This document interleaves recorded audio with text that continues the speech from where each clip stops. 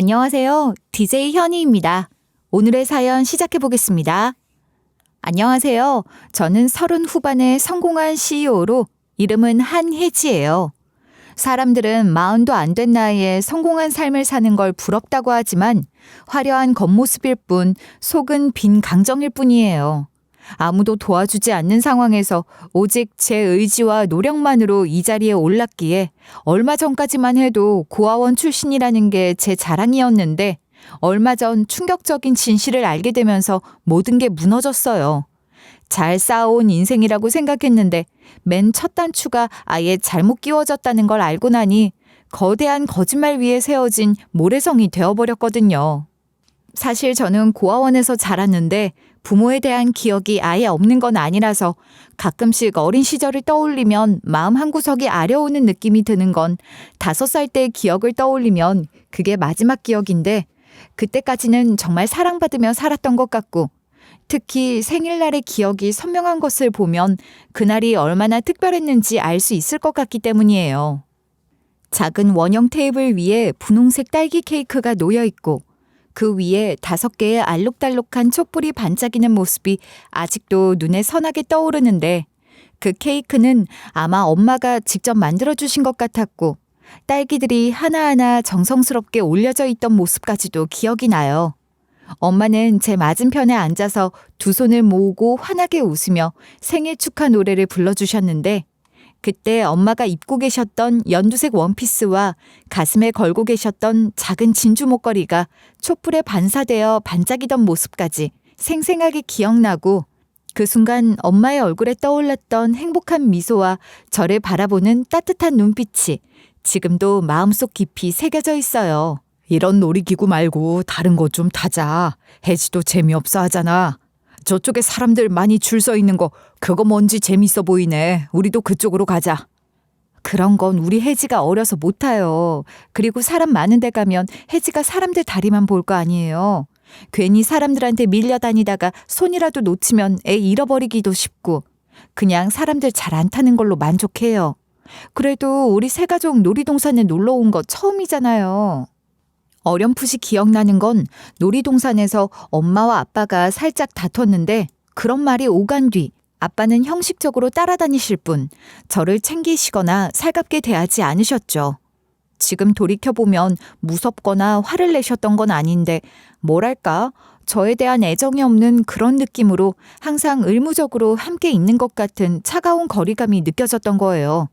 놀이동산에 온 다른 가족들을 보면 아빠들이 아이를 어깨에 태우거나 함께 뛰어다니며 즐겁게 놀아주는 모습이 보였지만 우리 아빠는 마치 가족 나들이가 아니라 누군가를 호위하는 경호원 같은 느낌이었어요.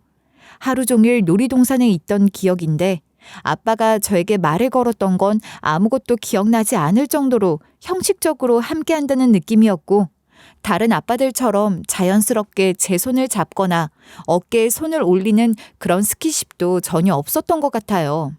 어린 마음에도 그게 서운하고 이상했는데 지금 생각해보면 정말 묘한 일이었고 다른 아빠들의 자연스럽고 따뜻한 모습과 비교하면 우리 아빠는 아빠라기보단 그냥 옆에 있는 일행의 느낌만 들었던 거죠.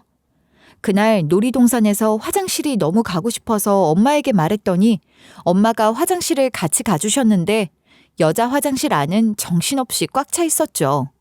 기다리다 지쳐 엄마 손을 놓고 어른들 다리 사이로 비집고 들어가야 했는데 사람들이 계속 들어오고 나가다 보니 어린 제가 그 혼잡함 속에서 완전히 길을 잃게 되었죠. 화장실에서 볼일을 보고 나왔을 때 엄마가 서 계셨던 자리는 이미 다른 사람들로 가득했고 아무리 둘러봐도 익숙한 연두색 원피스를 입은 엄마의 모습은 보이지 않았어요. 시간이 지날수록 점점 더 무서워졌던 건 어린 저는 어른들의 다리만 보일 뿐 고개를 높이 들어도 엄마 얼굴이 보이지 않았기에 저도 모르게 다급한 마음에 아빠까지 부르게 되었지만 놀이동산의 시끄러운 음악과 사람들의 웃음소리에 묻혀버렸고 돌아오는 건 메아리뿐이었어요. 그렇게 한참을 울며 찾아다녔지만 결국 부모를 찾지 못하고 놀이동산 직원분에게 발견되었고 놀이동산이 문 닫을 때까지 기다렸지만 결국 부모님을 찾지 못한 채 고아원에 가게 됐어요. 어린 나이라 당시 상황이 정확히 기억나지는 않지만 제가 기억하는 건 여기까지이고 그 이후의 삶은 완전히 다른 세상이었으며 따뜻한 가정에서 사랑받던 아이가 하루아침에 혼자가 된 충격은 말로 표현할 수 없을 정도였어요. 고아원에서 자랐다고 하면 사람들은 불쌍하게 생각할 수도 있지만 솔직히 저에겐 그렇게 나쁘지만은 않았어요. 물론 처음에는 힘들었죠. 매일 밤 엄마를 그리워하며 울었고 다른 아이들과 달리 면회오는 가족이 없다는 게 서러웠지만 시간이 지나면서 오히려 그곳에서 삶의 중요한 교훈들을 배웠다고 생각하는 전 자연스럽게 어른들의 눈치를 보면서 살아가는 법을 익혔고 사람들이 원하는 것을 해주는 것이 저에게도 이득이라는 걸 일찍부터 알게 되었기 때문이에요. 이를테면 원장 선생님이 피곤해 보이실 때는 조용히 어깨를 주물러 드리거나 신임 선생님이 오시면 가장 먼저 다가가서 인사를 드리는 식으로 눈치껏 하다 보면 예쁨을 받게 되고 엄마만큼 저를 사랑하는 건 아니더라도 낯선 곳에서 저를 지켜주기엔 충분히 든든했거든요. 고아원에는 정말 다양한 사연을 가진 아이들이 있었는데 저처럼 정말 부모를 잃은 아이들도 있었지만 부모가 있으면서도 경제적 사정이나 다른 이유로 맡겨진 아이들도 꽤 많았어요. 그런 친구들을 보면서 묘한 감정을 느꼈는데 한편으로는 부럽기도 했지만 한편으로는 복잡한 마음이 들었던 건 20살이 되면 더 이상 고아원에서 살지 못하고 나와야 하는데 그때 나라에서 주는 자립지원금이 있거든요.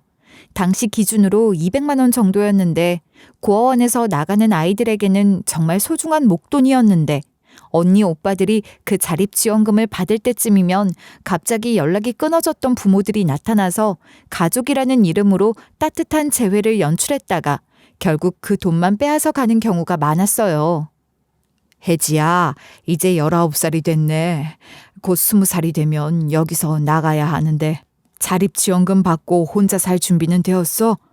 솔직히 말해서 걱정도 되고 그동안 여기서 지낸 아이들 중에 혼자 잘 버텨내는 경우가 많지 않아서 말이야. 괜찮아요, 원장님. 이미 아르바이트도 구해놨고 원룸도 알아봤어요. 오히려 다른 애들처럼 갑자기 나타나서 자립지원금만 빼앗아가는 부모가 없어서 다행이라고 생각해요. 제 돈은 온전히 제가 쓸 수 있잖아요. 그런 마음으로 생각하는구나. 그래도 혜지야, 세상이 생각보다 만만하지 않을 텐데 혹시 힘든 일 있으면 언제든 연락해. 최대한 도울 수 있는 방안을 모색해 볼 테니까.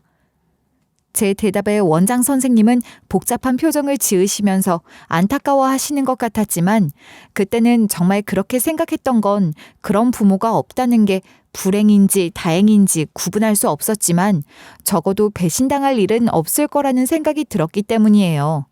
하지만 마음 깊은 곳에서는 여전히 엄마의 따뜻한 사랑이 그리웠으며 그 기억만이 제가 버텨낼 수 있는 힘이 되어 주었죠. 여하튼 그렇게 자란 덕분에 저는 사업에 일찍 눈을 뜨게 되면서 고아원 퇴소 후 작은 청소업체에서 아르바이트로 시작했는데 처음에는 정말 힘들었어요. 새벽 5시에 일어나서 오피스 빌딩 화장실 청소부터 시작해서 저녁 늦게까지 여러 건물을 돌아다니며 청소를 했지만 단순히 청소만 하는 게 아니라 고객들의 불편사항을 꼼꼼히 파악해서 맞춤형 청소 서비스를 생각해내고 차근차근 개발하기 시작했죠.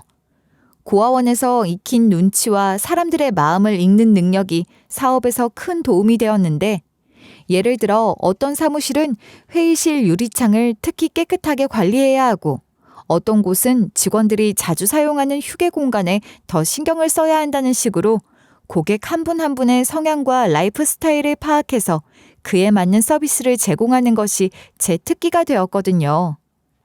사장님, 저희가 단순히 청소만 하는 게 아니라 각 고객사의 특성에 맞춘 맞춤형 서비스를 해보면 어떨까요? 제가 몇 달간 일하면서 보니까 회사마다 패턴이 다 달라요. 예를 들어 3층 A 회사는 매주 목요일 오전에 임원 회의가 있어서 수요일 저녁에 회의실을 완벽하게 정리해드리고 7층 B 회사는 고객 미팅이 잦아서 로비 쪽을 더 신경 써서 관리해드리는 식으로요. 그런 걸 언제 다 파악했냐? 솔직히 말해서 청소비 깎아달라는 곳이 더 많은데 그런 서비스까지 해주면 우리만 손해 아닌가? 오히려 더 비싸게 받을 수 있을 거예요. 지금은 다른 청소업체랑 똑같으니까 가격 경쟁밖에 할 수 없잖아요. 그런데 우리만의 차별화된 서비스가 있으면 고객들이 먼저 우리를 찾게 될 거예요. 사람들은 자기가 원하는 걸 정확히 알아주는 사람한테 돈을 더 내려고 하거든요. 그래도 일이 더 복잡해지는 건 사실이잖아. 직원들도 힘들어할 텐데. 처음에는 조금 번거로울 수 있지만 일단 시스템이 잡히면 오히려 일하기가 더 수월해질 거예요. 고객사에서 뭘 원하는지 미리 알고 가니까 더 효율적으로 할 수 있고 고객 만족도도 높아져서 컴플레인들도 줄어들 거고요. 처음 제안했을 때 사장은 의아해했지만 결과는 저도 놀라울 만큼 고객 만족도가 크게 올랐고 입소문이 나면서 일거리가 늘어났고 그 경험을 바탕으로 25살에 제 이름을 건 작은 청소업체로 창업했었죠. 그 후 점차 직원을 늘려가며 프랜차이즈로 확장했고 이후 건물 관리와 시설 관리까지 사업 영역을 넓힐 수 있었던 건 고아원에서 배운 생존 본능과 사람을 읽는 능력과 기댈 언덕이 없으니 어떻게든 혼자 버텨야 한다는 끈기가 저를 여기까지 이끌어 주었고 지금은 직원 50명 정도 되는 시설 관리업체의 CEO가 되었네요. 물론 쉽지 않은 길이었지만 그래도 제 나름대로는 만족스러운 삶을 살고 있다고 생각했던 건 부모 없이 자란 고아원 출신이라는 것을 굳이 숨기지도 않았고 오히려 그런 배경이 저를 더 강하게 만들었다고 여겼기 때문이에요.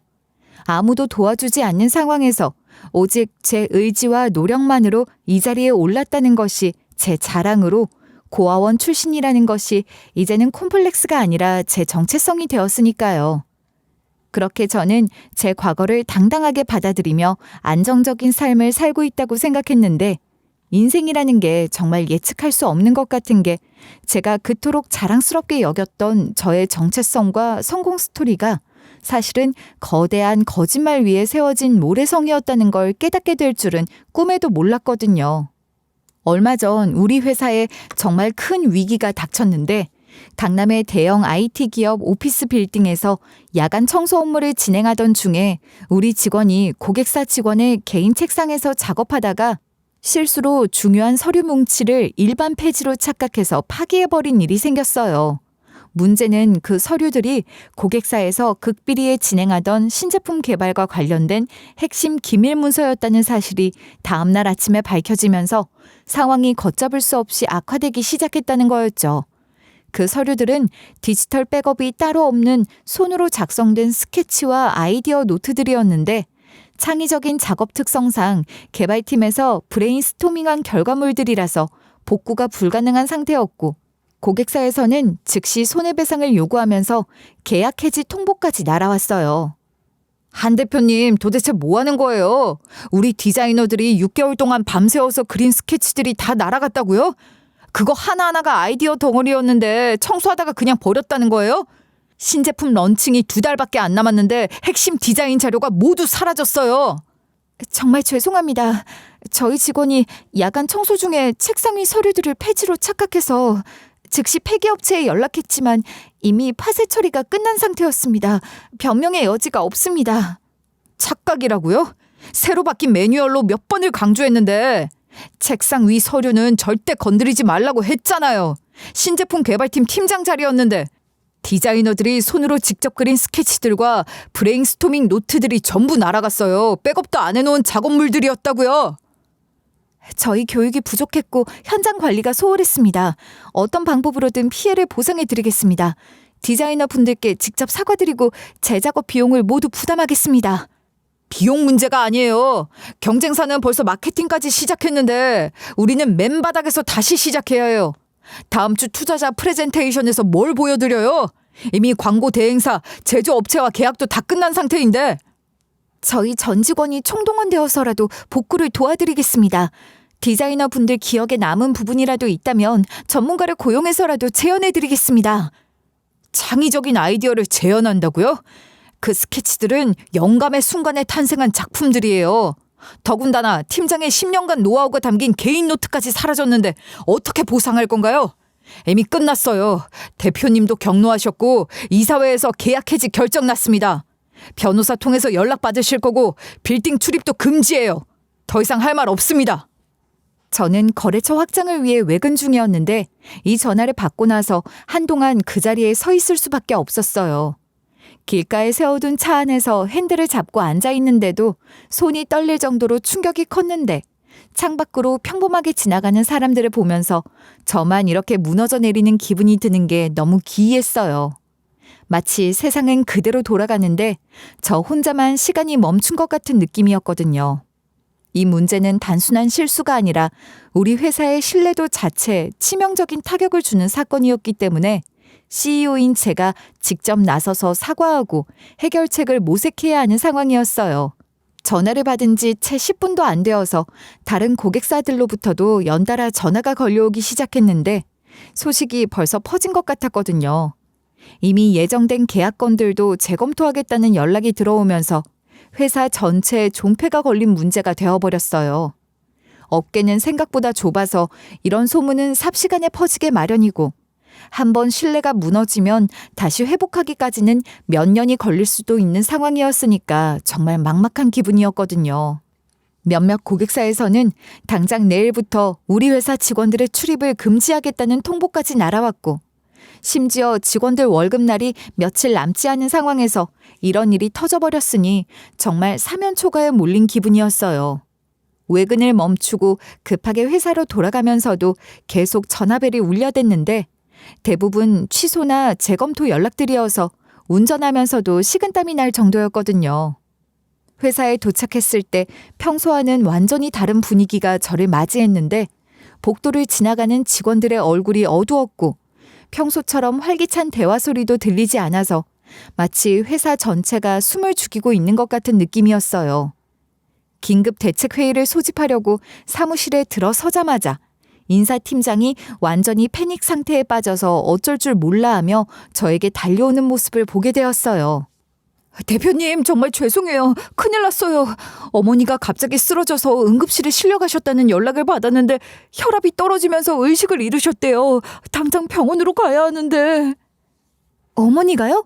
그럼 빨리 가보세요. 그런데 왜 이렇게 당황하고 계세요? 그게 오늘 오후 2시부터 신규 파출부 면접이 있어요. 인사부장님도 지난달에 그만두셔서 대신할 사람이 없고 인사과장은 경험이 없어서. 아, 그래서 그렇게 날리시는 거구나. 그럼 면접은 어떻게 하죠? 정말 죄송한데 혹시 대표님이 직접 아니면 내일로 연기할까요? 근데 기존 파출부분도 오늘 갑자기 그만둔다고 해서 내일부터 청소할 사람이 없어요. 알겠어요. 제가 할게요. 어차피 파출부 면접이니까 어렵지 않을 거예요. 빨리 병원 가보세요. 정말 감사해요. 면접 자료는 책상 위에 다 준비해뒀고 지원자가 10명 정도 돼요. 정말 죄송하고 감사합니다. 인사팀장이 급하게 나간 후 저는 면접 준비를 하면서도 머릿속으로는 계속 회사 위기 상황만 생각하고 있었어요. 면접이 시작되고 지원자들을 하나씩 차례대로 만나보고 있었는데 솔직히 말하면 빨리 끝내고 싶은 마음이 컸어요.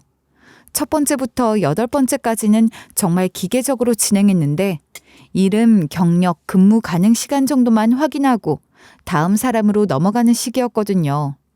머릿속으로는 계속 어떻게 이 위기를 넘길지만 생각하고 있었고 솔직히 면접에는 별로 집중하지 못하고 있었어요.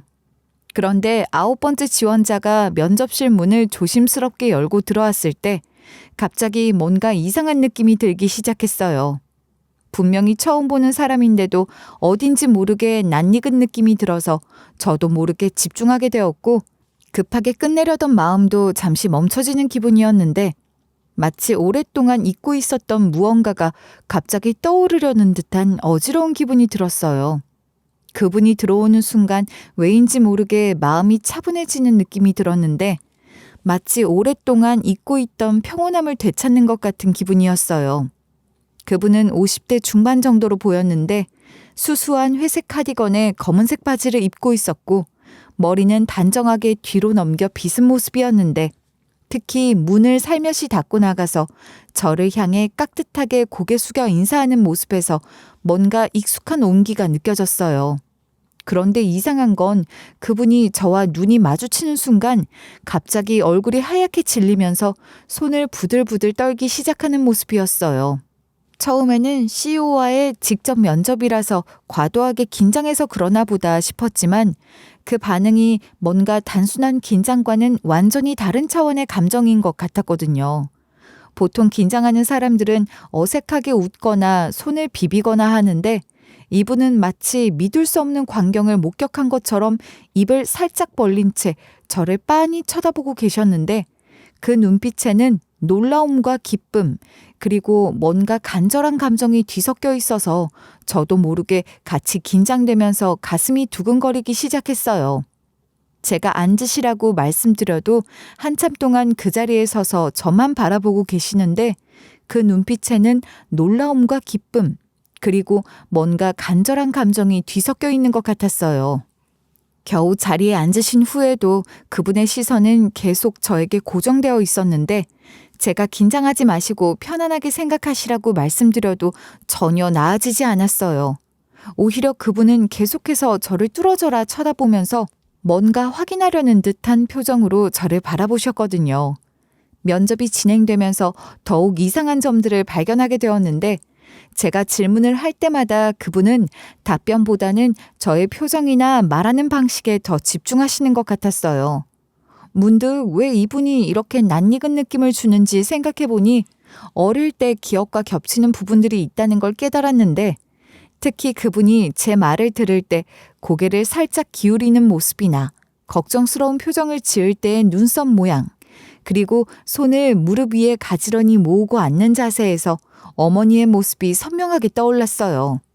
심지어 가끔씩 무의식적으로 입술을 살짝 깨무는 습관까지도 엄마가 걱정할 때 하시던 바로 그 모습이어서 점점 더 심장이 빨라지기 시작했거든요. 그래서 자신도 모르게 입 밖으로 말이 흘러나와 버렸어요. 잃어버린 제 어머님과 참 닮으셨어요. 그렇죠. 정말 그렇죠. 무심코 내뱉은 말에 저도 당황했지만 저를 더 당황하게 만든 건 마치 기다렸다는 듯 대답하는 면접자의 태도로 그분이 갑자기 눈물을 글썽거리면서 확신에 찬 목소리로 대답하시는 바람에 그 순간 제 온몸에 소름이 돋으면서 뭔가 중요한 순간이라는 느낌이 들기 시작했죠. 면접실의 공기가 한순간에 무거워지면서 저는 어떤 대꾸를 해야 할지 모르겠는데 그분은 조심스럽게 가방에서 무언가를 꺼내기 시작했어요. 종이 한 장이었는데 떨리는 손으로 조심스럽게 저에게 건네는 눈빛은 간절하면서도 두려운 표정이 역력했어요. 그것은 오래된 사진 한 장이었는데 그 사진을 제 앞으로 밀어놓는 순간 저는 완전히 말을 잃어버렸어요. 사진 속에는 분홍색 원피스를 입은 5살짜리 여자아이가 환하게 웃고 있었는데 그 아이는 분명히 저였거든요. 그것도 제가 엄마를 잃어버렸던 그날 입고 있던 그 옷, 엄마가 생일 선물로 사주었던 바로 그 원피스를 입고 있는 모습이었으니까요. 이걸 어떻게... 엄마? 엄마야? 엄마는 아니에요. 이모예요. 어릴 적 한 번도 만나본 적 없는데 엄마를 닮은 이 사람이 내 이모라니. 상황이 어떻게 돌아가는지 이해하기 어려웠지만 그 순간 딱 한 가지는 명확하게 알 수 있었어요. 급하게 면접장을 나가 인사과장을 불러서 나머지 면접을 부탁하고 다시 면접실로 돌아왔어요. 그분은 자리에 앉아서 사진을 바라보시며 눈물을 흘리고 계셨어요. 이모가 있다는 사실조차 몰랐는데 갑자기 제 어린 시절 사진을 가지고 나타나신 게 믿기지 않았어요. 당신 엄마가 내 언니예요. 30년 동안 기다려왔어요. 이렇게 훌륭하게 자라줘서 정말 고마워요. 언니가 하늘에서 얼마나 기뻐하실지. 엄마는요? 엄마는 지금 어디 계세요? 살아계신 거죠? 저를 기억하고 계시는 거예요? 정말 제 이모가 맞나요? 언니는 당신을 찾다가 3년 전에 결국 병을 이기지 못하고 하늘나라로 떠났어요. 마지막까지도 당신을 찾겠다고 꼭 만나겠다고 하시면서 병원에서도 고아원에 계속 전화를 걸고 계셨어요. 5살 때 잃어버렸는데 지금까지도 저를 찾으러 다니셨다고요? 30년 동안이나요? 엄마가 정말 그렇게... 우리 엄마가 저를 포기하지 않으셨던 거예요? 그냥 잃어버린 게 아니었거든요. 아버지란 사람이 일부러 계획하고 당신을 버린 거였어요. 언니는 그 사실을 알고 나서 미친 듯이 당신을 찾아다녔어요. 전국의 모든 고아원에 전화하고 직접 찾아다니고. 뭐라고요? 아빠가 저를 일부러 버렸다는 말이에요? 그럴 리가 없어요. 분명히 놀이동산에서 실수로 잃어버린 거였는데 왜요? 무슨 이유로 그런 끔찍한 일을... 보험금 때문이었어요. 당신 이름으로 여러 보험에 가입해놓고 사망 선고를 받아서 보험금을 탔어요. 그 돈으로 빚을 갚고 사업을 다시 시작했죠. 언니는 그 진실을 알고 나서 완전히 무너졌어요. 그렇게 시작된 이야기는 저도 몰랐던 제 어린 시절 이야기로 보험금을 위해 계획적으로 저를 유기했다는 믿기 어려운 사실이 하나둘 드러나기 시작했죠. 친아버지는 저를 낳자마자 벌려놓은 사업이 쫄딱 망해서 사채업자들한테 쫓기는 상황으로 빨간 딱지까지 붙여지고 재산 압류까지 당해 어려워 야반도주를 했고, 그런 환경이니 엄마랑 이모도 제대로 연락하지 못해 끊어졌다고 했어요. 그리고 그렇게 형편이 어려운 상황으로 쫓기면서도 제 이름으로 가입한 보험금은 저를 잃어버리기 전까지 착실히 5년간 꾸준히 냈었고요. 5살 정도가 되면 잃어버려도 실수로 잃어버렸다는 말이 어느 정도 이해되면서 받아들여져 수사망을 느슨하게 피할 수 있다는 게 이유였죠. 들으면서도 믿어지지 않았던 건 엄마와 행복한 기억으로 남았던 제 5년간의 기억 한편으로 저 모르게 이런 일들이 꾸며지고 있었다는 게 소름 끼쳤기 때문이에요. 미리 준비했던 만큼 치밀하게 계획했던데 놀이동산에 가기 전날 밤 저한테 입혔던 옷이랑 똑같은 옷을 준비해서 제 옷에 미리 채취해둔 제 혈액과 닭피를 묻혀서 산속에 숨겨뒀고, 화장실에서 저를 잃어버린 후 2년간 지속적으로 가짜 목격자들을 매수해서 그날 밤 산에서 아이 울음소리를 들었다, 맹수 소리도 들렸다는 거짓 증언을 수집했다는 거였어요. 정말 작정했다고 느꼈던 건 제 원피스를 엄마가 살 때 아빠가 뒤에서 보고 있다가 엄마 모르게 하나 더 구매했다는 것이었어요. 2년 후 그 조작된 혈흔과 옷까지, 그리고 동물뼈 몇 개를 함께 배치해서 우연히 발견되도록 했고, 가짜 목격자들의 증언과 함께 법원에 사망 선고를 신청했다고 해요. 그렇게 3년 후 법원에서 사망 선고가 확정되자 그때부터 각 보험사에 순차적으로 청구하기 시작했다고 하는데, 당시는 30년 전이라 보험사 간 정보 공유가 전혀 안 됐고, 가입했던 보험사가 서로 달라 A사, B사, C사에 시차를 둬서 청구해서 각 보험사는 다른 곳에서 보험금을 받았는지 몰랐다고 해요. 혹시 몰라 해당 고아원 조사를 하긴 했는데 형식적인 것으로 해당 지역만 조사하고 전국적인 조사를 안 했던 건 이미 사망 선고 법원 판결문이 있었기 때문에 보험사 측에서 추가 의심 없이 지급했던 거예요. 저는 엄마를 잃어버렸던 당일 방송실에서 엄마를 기다렸는데 엄마가 놀이동산 문을 닫을 때까지 오지 않아서 고아원으로 가게 되었는데요.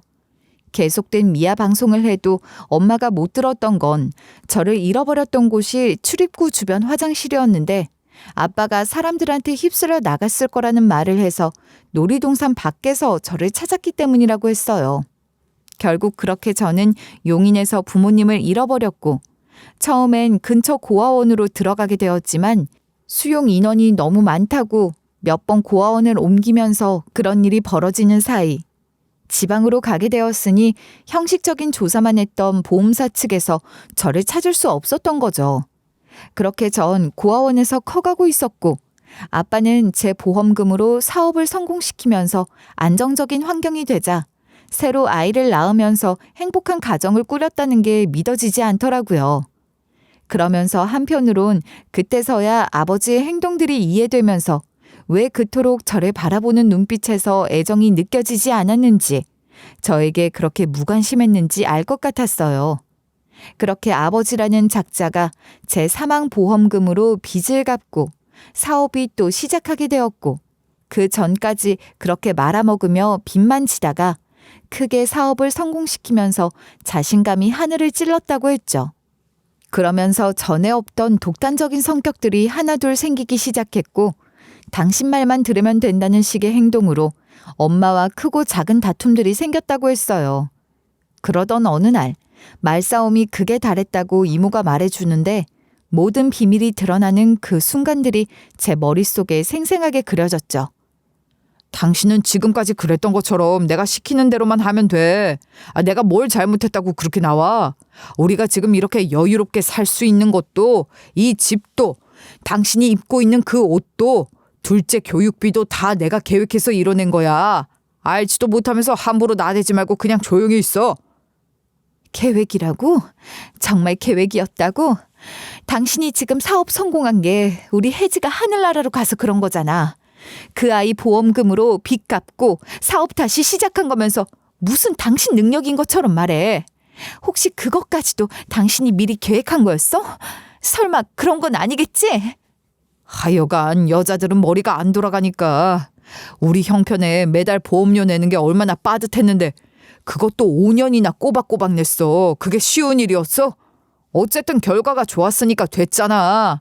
당신은 그냥 지금처럼 내 말만 들으면 돼. 괜히 복잡하게 생각하지 말고. 무슨 소리야 지금? 당신 말하는 투가 마치 혜지를 일부러... 설마 그런 건 아니지? 아니라고 해봐. 정말 실수로 잃어버린 거 맞지? 그렇게 말해줘. 실수든 뭐든 해를 끼친 건 아니잖아. 말 조심해. 어딘가에서 잘 살고 있을 거야. 그냥 죽은 척만 한 거라고. 사실 이런 일은 생각보다 흔해. 다들 살려고 하는 거야. 나만 그런 게 아니라고. 미쳤어. 완전히 미쳤어. 진짜 일부러 그런 거야? 우리 5살짜리 딸을 돈 때문에 버린 거야? 당장 경찰서 가자. 신고할 거야. 신고? 정말 웃기네. 지금 와서 신고하면 누가 믿어줄 것 같아? 증거도 없고 벌써 몇 년이나 지났는데. 그리고 나만 잘못한 거야? 당신도 그 돈으로 편하게 살았잖아. 둘째 낳을 때도 좋은 병원에서 낳고 이 집도 그 돈으로 계약금 넣은 거고. 우리는 한 배 탄 거라고. 지금 와서 혼자만 깨끗한 척 하지 마. 그리고 만약 혜지를 찾아서 진실을 다 말한다고 해봐. 그럼 그 애는 어떻게 되겠어? 자기 아빠가 범죄자라는 걸 알게 되면 얼마나 충격받겠어. 둘째는 아빠가 감옥 가면 어떻게 살라고? 당신은 늘 그래. 한 가지만 보고 전체는 생각 안 해. 그러니까 내 말만 들으라니까.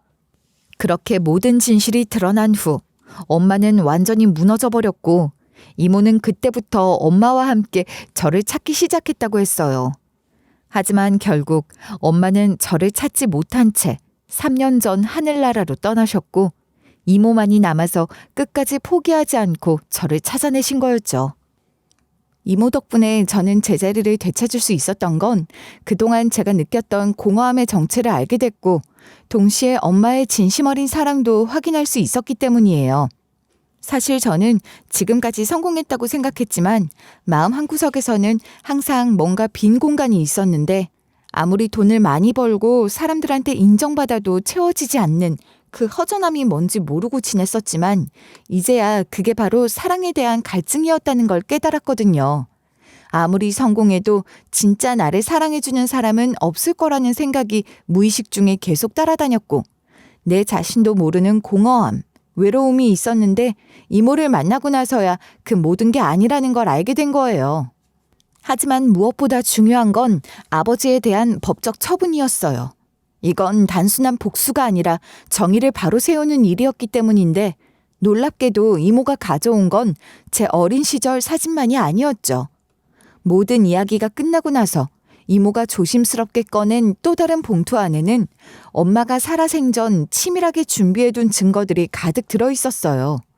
이모의 설명에 따르면 엄마는 아버지의 진실을 알게 된 후 약 5년간 혼자서 비밀리에 증거를 수집하셨다고 하는데 그 과정이 정말 눈물겨울 정도로 치밀하더군요. 당시 개인용 소형 녹음기로 아버지와의 대화를 몰래 녹음하셨는데 20년 전에는 이런 녹음이 불법이 아니었기 때문에 가능했다고 해요. 또한 아버지가 잠든 사이나 외출한 틈을 타서 몰래 서류들을 복사하는 일도 마다하지 않으셨던 것 같은데 제 명의로 가입된 여러 보험사의 계약서는 물론이고 보험금이 입금된 통장 사본까지 하나도 빠짐없이 확보해 두셨더라고요. 심지어 가짜 목격자들에게 돈을 지급한 은행 거래 내역까지 찾아내서 복사해 두신 걸 보면 엄마가 얼마나 치밀하고 체계적으로 준비하셨는지 알 수 있었는데 동시에 그 과정에서 얼마나 절망적이고 분노에 차서 밤잠을 설치셨을지 생각하니까 가슴이 너무 아팠어요. 보험 사기의 경우 공소시효가 10년이지만 피해 발견 시점부터 기사남으로 처벌이 가능했는데 이모와 함께 찾아간 변호사 사무실에서 들은 설명이 정말 희망적이었어요. 아동 유기는 지속 범죄로 분류되어 공소시효가 미완성 상태였으며 허위 신고는 수사기관을 기망한 범죄로 처벌 가능하다고 하더라고요. 그 순간 정말 가슴이 뛰면서 마침내 정의를 실현할 수 있겠다는 확신이 들었고 그렇게 변호사 사무실에서 아버지를 마주하게 되었는데 제가 성공한 CEO가 됐다는 걸 들으시곤 뻔뻔하게 웃으시며 말씀을 하시더라고요. 야, 우리 혜지 정말 대단하구나. 아빠를 똑 닮아서 사업 수완이 있어 보이네. 50명이나 되는 회사 CEO라니 역시 내 피가 흐르고 있는 게 틀림없어. 네 엄마가 하늘에서 보고 얼마나 뿌듯해하겠어. 내가 뭐라고 했냐? 어딘가에서 분명 잘 살고 있을 거라고 했잖아. 우리 집에서 키웠으면 이렇게까지 악독하게 성공하지도 못했을 텐데 오히려 혼자 고생하면서 더 강해진 것 같아서 다행이야. 지금 뭐라고 하신 거예요? 저를 일부러 버려놓고 엄마가 저를 찾다가 병들어 죽으셨는데 그걸 보고 자랑스럽다고요? 제가 혼자 고생한 게 다행이라고요? 정말 믿을 수 없네요. 당신이 제 친아버지가 맞나요? 어떻게 그런 말을 태어나게 할 수 있어요? 엄마가 얼마나 괴로워하셨는지, 저를 찾으러 다니시면서 얼마나 자책하셨는지 아시면서도 그런 소리를 하시는 거예요? 아이고, 뭘 그렇게 심각하게 받아들여. 다 지나간 일이고 결과적으로는 모두에게 좋은 일이 된 거잖아. 너는 이렇게 성공했고 나도 그때 빚에서 벗어나서 사업을 다시 일으킬 수 있었고 네 동생도 좋은 환경에서 자랄 수 있었고 네 엄마만 좀 예민하게 받아들인 게 문제였지. 사실 따지고 보면 윈윈이었던 거야. 사업이라는 게 원래 리스크가 있는 법이고 때로는 과감한 결단이 필요한 거거든. 지금 와서 그때 일을 가지고 문제 삼을 게 뭐가 있어. 오히려 내가 네 인생에 도움이 된 거 아니야? 리스크요? 제가 리스크였다고요? 5살 아이를 계획적으로 버리시는 게 사업적 결단이었다고요? 엄마가 20kg나 빠지면서 저를 찾으러 다니시다가 결국 병들어 돌아가신 게 예민해서 그런 거라고요? 당신은 정말 사람이 맞아요? 어떻게 그런 말을 할 수 있어요? 자식이고 뭐고 먹고 살려면 어쩔 수 없는 거야. 그때 상황이 얼마나 급박했는데 사채업자들이 목에 칼을 들이대고 있었다고. 그런데 지금 보니까 내 선택이 틀리지 않았잖아. 너도 이렇게 성공했는데 대체 뭐가 문제야? 너도 네 엄마처럼 피곤하게 따지고 들어서 좋을 거 하나도 없어. 아빠 말 들어. 그럼 다 좋아져. 이제 와서 법정까지 가겠다고? 그게 무슨 소용이야. 이미 다 지난 일인데. 지난 일이라고요? 엄마는 돌아가셨지만 저는 지금도 그때의 상처를 안고 살고 있어요. 매일 밤 엄마를 그리워하며 운 기억들, 고아원에서 혼자 견뎌야 했던 모든 날들이 당신 때문이었다는 걸 알게 된 지금 어떻게 지난 일이라고 말할 수 있어요? 당신이 그런 짓을 하지 않았다면 엄마도 지금 살아계셨을 텐데 우리 가족이 함께 행복하게 살 수 있었을 텐데 말이에요. 에이, 그건 네가 너무 감정적으로 생각하는 거야. 현실적으로 봐. 지금 결과가 어때? 너는 CEO가 돼서 떵떵거리며 살고 나도 사업 성공해서 잘 살고 네 동생도 좋은 환경에서 자랐고 네 엄마가 좀 예민하게 받아들여서 문제였지. 사실 모든 게 잘 풀린 거야. 법정에서 뭘 따져봤자 이미 30년이나 지났는데 시간만 낭비하는 거 아니야? 그냥 이제부터라도 가족답게 지내면 되는 거 아니냐? 가족이라고요? 정말 뻔뻔하시네요. 자기 딸을 돈 때문에 버리고 아내를 죄책감으로 죽게 이르게 한 사람이 가족이라는 말을 하시는 거예요? 당신은 제게 아버지가 아니에요. 그냥 저를 이용한 범죄자일 뿐이에요. 이 모든 증거를 가지고 법정에서 끝까지 싸울 거예요. 엄마를 위해서라도요. 아무 일 아니라는 듯 말하다가 제가 법적으로 처벌을 요구한다니까 그때 아버지 표정을 잊을 수가 없는데 처음에는 설마 이게 진짜 법정까지 갈까 싶은 표정이었다가 변호사가 형사고발과 민사소송 동시에 진행하겠다고 말하니까 이제 와서 이게 왜 문제가 되냐는 듯 말도 안 된다는 표정으로 바뀌더라고요. 지난 30년간 완전 범죄라고 생각했을 텐데 막상 모든 증거들이 하나씩 나오니까 당황하면서도 끝까지 이게 무슨 소용이냐며 이미 다 지난 일이라고 말하면서 저보고 아빠를 찾았으면 좋아해야지 뭐 하는 짓이냐며 뻔뻔하게 나오는 모습이 정말 역겨웠어요. 결국 법원에서 받았던 보험금 전액 반환에 이자와 위약금까지 총 4억여 원 배상 명령이 떨어졌는데 아버지는 징역 3년 실형까지 받게 되었고 회사도 사회적 무리로 인해 경영이 크게 악화됐다고 들었는데 그제서야 아버지가 사태의 심각성을 깨달았다고 하는데 전해 들은 그 말이 가관이었죠. 그 과정에서 가장 마음이 아팠던 건 동생을 만나는 일이었는데 저보다 12살 어린 25세 동생은 모든 사실을 알고 나서 완전히 충격에 빠져 있다는 소식을 듣고 처음 만났을 때 어떤 말을 해야 할지 서로 몰라 한참을 말없이 앉아 있었어요. 그러다 동생이 먼저 입을 열었는데 그때 대화가 잊혀지지가 않네요. 언니, 정말 미안해요. 나는 정말 아무것도 몰랐어요. 아빠가 그런 끔찍한 일을 저질렀는지. 언니가 그렇게 고생하고 있는 줄도 모르고 나는 그냥 편하게만 살았어요. 언니 덕분에 내가 좋은 환경에서 자랄 수 있었던 건데 나는 언니가 있다는 것도 몰랐어요. 너는 잘못한 게 없어. 너도 아무것도 모르는 상황에서 그냥 살아온 거잖아. 오히려 이런 사실을 알게 돼서 힘들 텐데. 아니에요. 알게 되어서 다행이에요. 내가 지금까지 누리고 살았던 모든 게 언니의 희생 위에서 이루어진 거라는 걸 알았으니까요. 아빠를 절대 용서할 수 없어요. 어떻게 자기 딸을 그렇게 버릴 수 있어요? 그것도 돈 때문에 정말 역겨워요. 그래도 네 아빠잖아. 미워하기만 하면 너만 힘들어질 거야. 아니에요, 언니. 그 사람은 더 이상 내 아빠가 아니에요. 언니한테 그런 짓을 하고도 뻔뻔하게 살아온 사람을 어떻게 아빠라고 부를 수 있어요? 언니를 그렇게 만들었다면 저도 아빠 사업이 힘들어지는 순간 언제든 내버려질 수 있는 존재란 거잖아요. 그런 아빠 필요 없어요. 게다가 엄마까지 그렇게 만들었다니. 나는 이제부터 언니만 있으면 돼요. 진짜 가족은 언니예요. 고마워. 정말 고마워. 사실 나도 가족이라는 게 뭔지 잘 몰랐는데 너를 만나니까 비로소 알 것 같아. 처음 만났는데도 마치 오래 알고 지낸 것처럼 마음이 꽉 차는 느낌이야. 나도 그래요, 언니. 그동안 못해준 만큼 앞으로는 내가 언니를 많이 도와줄게요. 언니 이제부터 혼자가 아니니까 나한테도 의지해요. 나도 힘든 일 있으면 언니한테 의지하고 그럴게요. 이제 누가 뭐래도 우린 자매니까 서로 의지하고 지내요. 네? 그렇게 우리는 서로를 위로하며 진짜 자매가 되었고 아버지가 수감된 이후 더욱 자주 만나면서 서로 의지하는 관계를 만들어가고 있어요.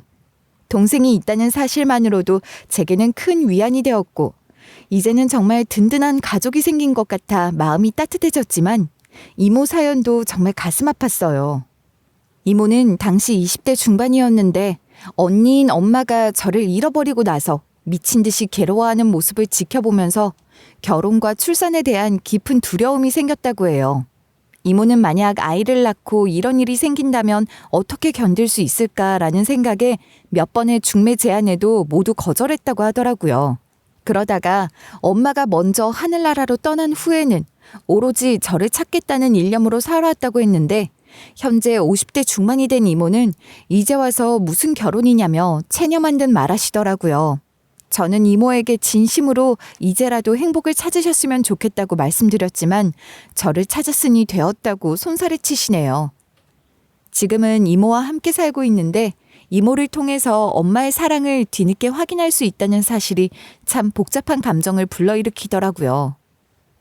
매일 저녁 함께 식사하면서 이모가 혼잣말로 언니가 이 행복을 대신해야 하는데 라고 말할 때면 이모의 심정도 이해가고 엄마가 저를 얼마나 사랑했는지 느끼는 것 같아 가슴 한편이 뜨거워지면서 동시에 서글픈 마음도 밀려왔어요. 아침에 눈 뜨면 이모가 저를 위해 차려놓으신 밥상을 보면서 이런 평범한 일상이 제게는 처음이라는 걸 새삼 깨달으면서 행복한 요즘이에요. 30년이나 늦게 사랑을 확인했지만 제 텅 빈 마음을 차고 넘치게 만들어줄 정도로 의미 있다고 생각해요. 모든 게 다 정리되고 지난주에는 이모와 함께 엄마가 잠들어 계신 곳에 다녀왔는데 엄마가 보고 싶어도 미뤘던 건 아버지에 대한 일을 마무리하고 찾아뵈야 하늘에서 지켜보는 엄마가 덜 가슴 아파할 것 같았기 때문이에요. 그동안 성공만이 전부라고 생각했는데 정작 가장 중요한 건 누군가 나를 기다리고 있다는 사실이었다는 걸 엄마 앞에서야 깨달았어요.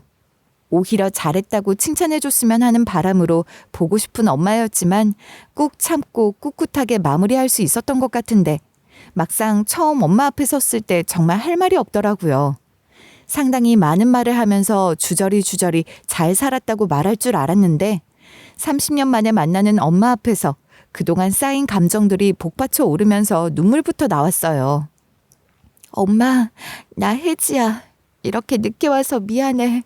엄마가 날 그렇게 찾아다니는 줄도 모르고. 언니, 혜지가 왔어. 우리 혜지가 이렇게 훌륭하게 자랐어. 언니가 그토록 보고 싶어 했던 혜지가 드디어 왔다고. 언니도 보고 있는 거지? 엄마, 나 성공한 사업가가 되었어. 엄마가 자랑스러워할 만한 사람이 되었는지 모르겠지만 그래도 나 엄마가 부끄러워할 짓 하나도 안 했어. 정직하게 살았어. 엄마도 알지? 언니, 혜지가 얼마나 의젓하고 대견한지 몰라. 50명이나 되는 회사를 직접 운영할 정도로 정말 잘 컸어. 언니가 걱정했던 것처럼 삐뚤어지지도 않고 없이 살면서 밥 걱정하는 것도 아니야. 엄마, 아버지 일은 내가 다 해결했어. 엄마 하고 싶었던 거 맞지? 이제 마음 편하게 있어도 돼. 언니, 혜지가 정말 용감하게 해냈어. 언니가 모아둔 증거들 덕분에 깔끔하게 끝낼 수 있었어. 언니도 이제 편히 쉬어. 그리고 혜지는 이제 내가 잘 보살펴 줄게. 걱정하지 말고 거기서는 편하게 좀 지내. 알았지? 사실 엄마 앞에서 성공했다고 당당하게 말하면서도 마음 한편으로는 정말 복잡한 감정이 들었는데 진실을 알기 전까지는 제가 고아원에서 자란 것을 오히려 자랑스럽게 여기며 정말 잘 자랐다고 생각했거든요. 하지만 지금은 마치 겉만 번지르르한 빛 좋은 게살구가 된 느낌이 들어서 아무리 사람들이 성공했다고 치켜 세워줘도 속은 텅 빈 것 같은 허무함이 계속 따라다녀요. 제 정체성 자체가 흔들렸다고 해야 할까요? 30년간 스스로에 대해 알고 있던 모든 게 거짓이었다는 충격이 아직도 가시지 않았어요.